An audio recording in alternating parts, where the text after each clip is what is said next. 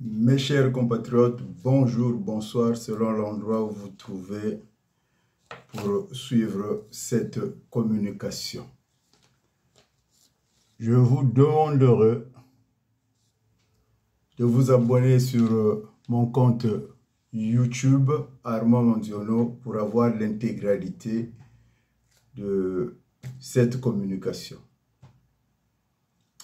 Pour ceux qui ne me connaissent pas, je suis Armand Mondiono Diangenda Bouterezi Jean le Baptiste Buchindi Bwabucheleka Bwavindumuna Bangungu Wakalamu Kwenda Nkukirika Kuruchabonga Munzo Akubakaula Balembana Ngekugandiri Kubelo Changana Jamaïca Wamazuru. La communication d'aujourd'hui s'intitule Ntumi, ce monstre à la dent longue. Nous pouvons affirmer haut et fort, sans embâche, que Ntumi est une création de Sassou Nguesso. Le dire ne révèle pas de la spéculation, elle relève de la vérité biblique, sauf si l'accusé nous apporte la preuve de contraire. En droit positif, la charge revient à l'accusé. Les sources concernant Ntumi sont concordantes.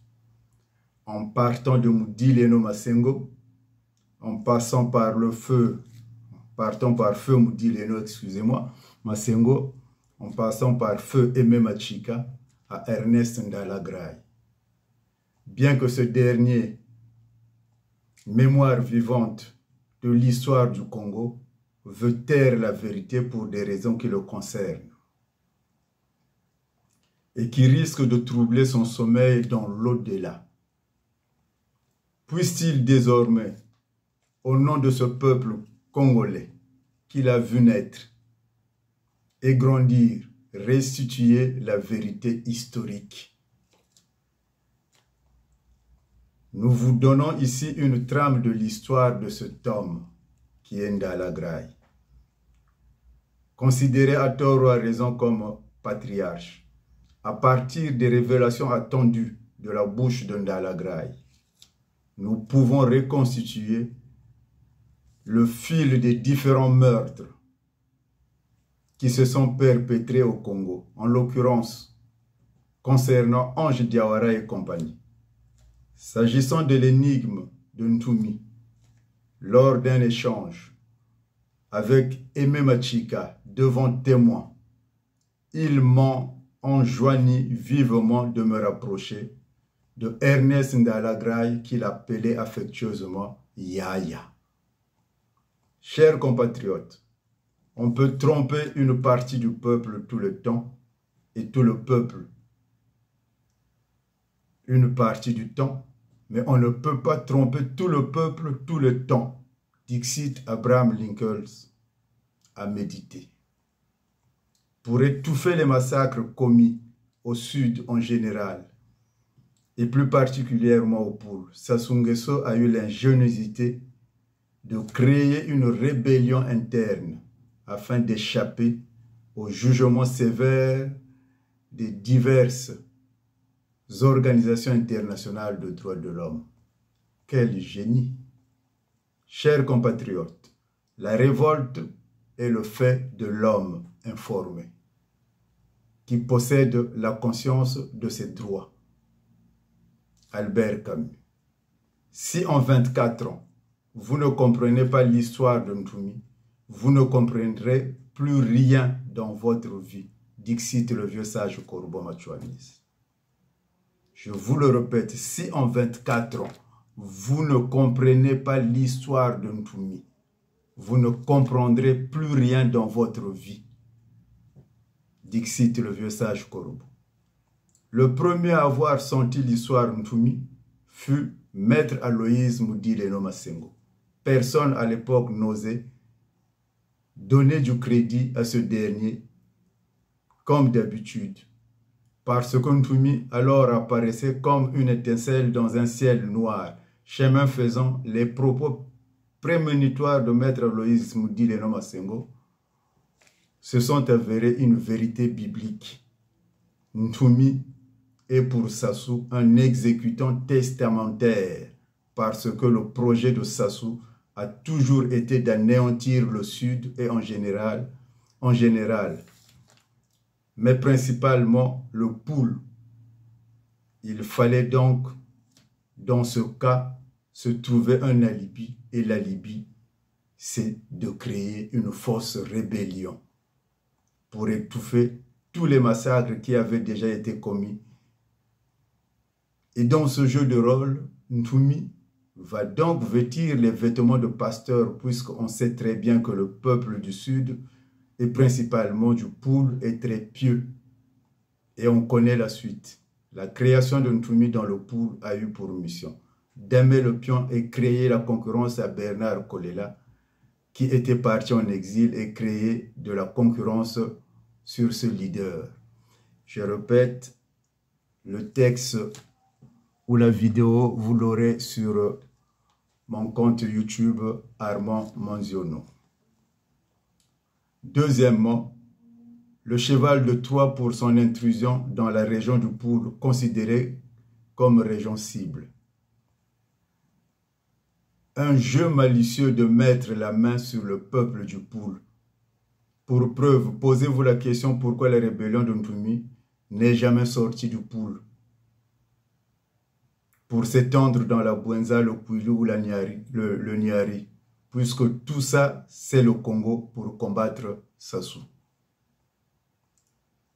3. Perpétuer le martyre du Poul. Entamé depuis le début de la colonisation, le peuple du Poul est à l'image du peuple Bassa et Bamileke au Cameroun pour avoir tenu tête aux colons. L'objectif de Sassou Nguesso visait à parachever le travail du colonisateur avec donc la bénédiction de cette France prétendument pays des droits de l'homme. 20 années de rébellion pour rien, où il a prétendument combattu un régime qui lui a ménagé un cache dans la région du Poul. Comment croire qu'une rébellion démunie et sans soutien et sans base arrière dans un pays limitrophe est survenu à un régime accumulant une armada d'armes venues d'Azerbaïdjan, de Russie, de l'Ukraine, etc. et qui veut nous faire croire qu'il veut aller aux élections en 2026. Entre les révélations de Nyangambwala sur les livraisons d'armes en Ntumi, les dires du général Dabira sur les facéties de la guerre dans le Poul, périmètre dont Ntumi n'est curieusement jamais sorti pour externaliser sa fausse et très curieuse rébellion. Dans d'autres régions du Congo, même dans la Bouenza très voisine. C'est curieux, non? Il ne faut pas prendre des enfants du bon Dieu pour des canards sauvages.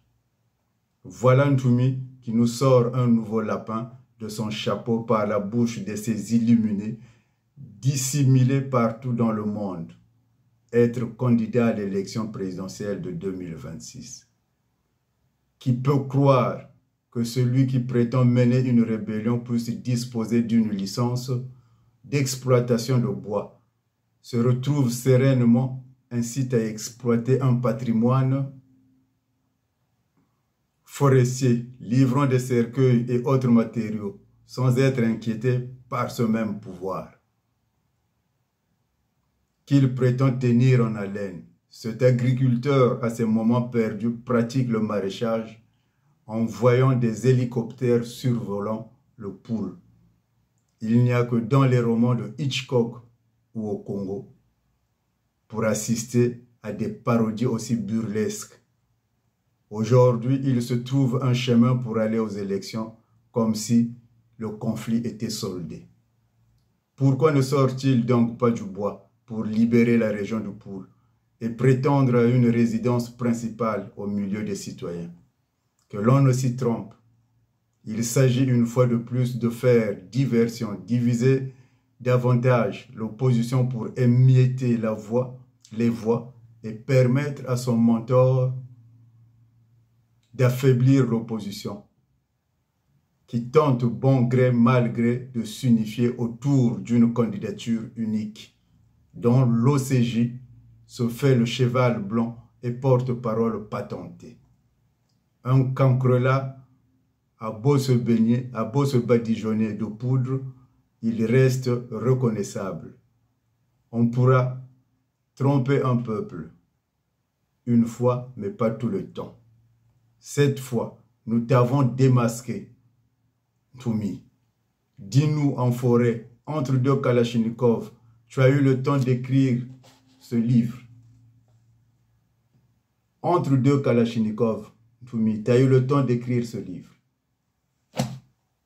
Mon œil, quel génie!